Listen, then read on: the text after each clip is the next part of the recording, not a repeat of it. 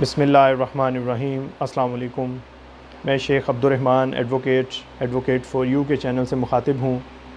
आज का हमारा टॉपिक कुछ इस तरह का है कि जो लोग कोई प्रॉपर्टी परचेज़ करना चाह रहे हों, चाहे वो लाहौर में हो, चाहे वो किसी देहाती इलाके में हो, जो बायर है वो किस तरह अपने आप को धोखाधड़ी से, मुकदमाबाजी से बचा सकता है। कोई नई स्कीम आती है, कोई नया टाउन बनता है, कोई जगह बिक्री होती है, कोई फार्म हाउस बनाने के लिए वो जगह ले लेते हैं देहाती इलाकों में, तो बहुत सारे फ्रॉड्स हो जाते हैं जिसकी वजह से उनकी पूरी ज़िंदगी की जमा पूंजी जो है वो ज़ाया हो जाती है और फिर बाकी जो ज़िंदगी है वो उनकी मुकदमेबाजी में गुज़रती है। तो इन तमाम प्रॉब्लम्स से बचने के लिए मैं आपको चंद एक बातें बताऊंगा ताकि आप जब भी प्रॉपर्टी परचेज़ करने लगें, जब भी आपका इरादा बने कि प्रॉपर्टी कोई लेनी है, तो उसमें क्या क्या चीज़ें आपने देखनी हैं। नंबर 1, जब आपने लाहौर सिटी के अंदर कोई भी प्लॉट परचेज़ करना हो किसी भी सोसाइटी में, आपने सबसे पहले जाके उनसे LDA का NOC जो उस सोसाइटी को मिला हो और पर्टिकुलरली जिस एरिया में आपका वो ब्लॉक हो, जिसमें आपका प्लॉट है, वो आप पूछें।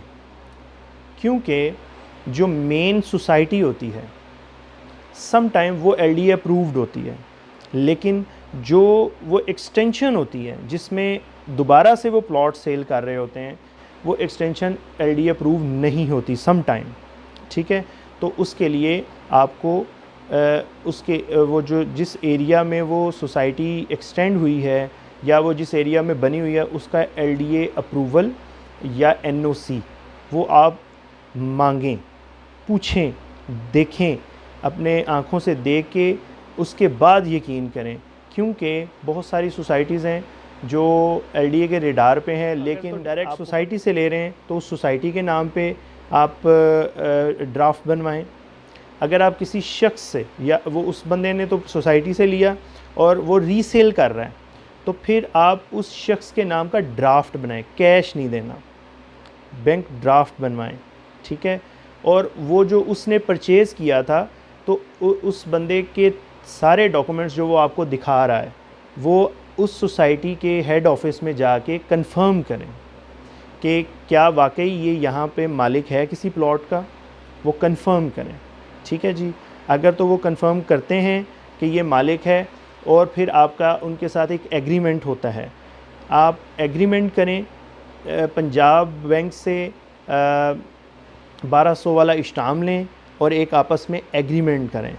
ठीक है, वो एग्रीमेंट किसी माहिर शख्स से लिखवाएं, किसी एडवोकेट के पास जाएं या किसी वसीका नवीस के पास जाएं, वो एग्रीमेंट लिखवाएं और उसमें वो तमाम कंडीशंस लिखवाएं कि पेमेंट किस तरह करनी है, प्लॉट की पोजेसन कब लेनी है, उसके अंदर अगर कोई मुकदमा चल रहा है उस प्लॉट के ऊपर, अगर उसके ऊपर कोई लोन लिया हुआ है, अगर कोई और इशू है, तो उसका ज़िम्मेदार मालिक होगा जो सेल कर रहा है, यानी सेलर होगा। ठीक है, तो आपने ये कंडीशंस लिखवानी हैं ताकि आप बच सकें फ्रॉड से।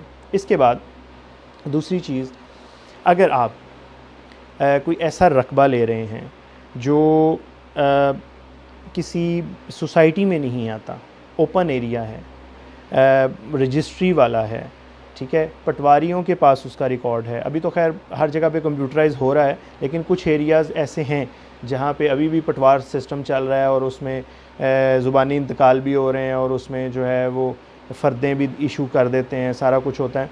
तो ये जमाबंदी जो है इसके अंदर बहुत अहम चीज़ है। अगर आप ओपन जगह पे ले रहे हैं तो उसकी जमाबंदी चेक करें। इसको कहते हैं इंग्लिश में record of rights. Record of right, ये हर ज़मीन के रिकॉर्ड ऑफ राइट अलग-अलग बना होता है। उसके अंदर एक मालिक भी हो सकता है, उसमें 10 मालिक भी हो सकते हैं। तो किसी भी प्रॉपर्टी को लेने से पहले उसका रिकॉर्ड ऑफ राइट चेक करें। ठीक है, वो पटवारी से मिलेगा, पटवार खाने जाएं, चेक करें, जो रकबा उसने दिखाया है उसकी लोकेशन बताएं और उसके मुताबिक वहाँ का रिकॉर्ड देखें।